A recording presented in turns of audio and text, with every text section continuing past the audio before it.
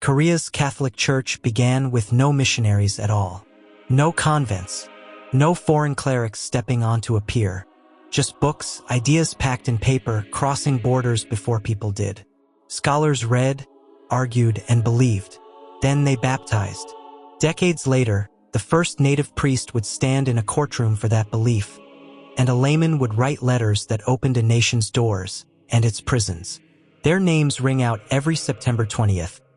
Andrew Kim Tae-gon, Paul Chong Ha-sang, and 103 companions. How did a faith start underground and outlast the storm that tried to erase it? In the late 1700s, Korean scholars traded ideas with China. Among them, Christian texts, philosophy, catechisms, maps of a different world. Seung-hun, later called Peter, traveled to Beijing, received baptism in 1784, and brought the faith home. He baptized friends. Debate circles became prayer gatherings. Homes became chapels by night. A church formed itself from reading, conscience, and courage.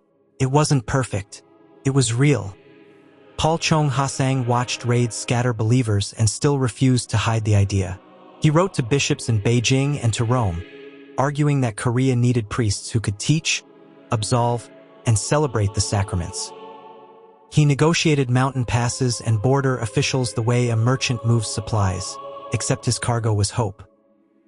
His letters opened paths for the Paris foreign missions to slip in quietly. The cost found him first, 1839, a prison, a sentence. He met death without hatred, certain that a door had already swung open behind him. Andrew Kim Tae-gon left Korea under watchful laws, studied in Macau, and was ordained in Shanghai in 1845.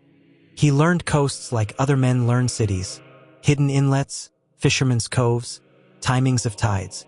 Reports claim he marked safe landings for missionaries. Rumors suggest some of those notes still sit in mission archives. He re-entered the country not as a celebrity, but as a guide. A year later he stood in court, calm and clear. He would not plead his way out of truth. Interrogations were spare. Officials weighed loyalty to law against the stubborn serenity of defendants who would not renounce their baptism. No speeches could shift the line they had drawn inside themselves. Andrew Kim was executed in 1846. Paul Chong had already fallen in 1839. They died young. They died convinced. The church kept moving, not because violence proved truth, but because truth had already taught people how to remain human under pressure. Raids returned in cycles: 1801, 1839, 1846, 1866. Families hid catechisms in roof beams. Communities whispered passwords through courtyard walls. Rumors suggest they used sealed stone drops for messages.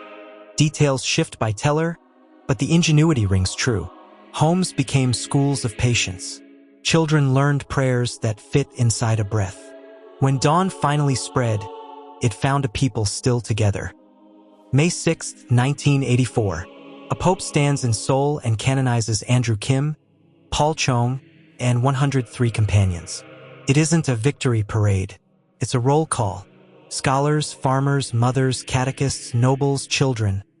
Ordinary people whose courage refuses to disappear. South Korea's church is vibrant today. North of the border, public worship remains tightly constrained.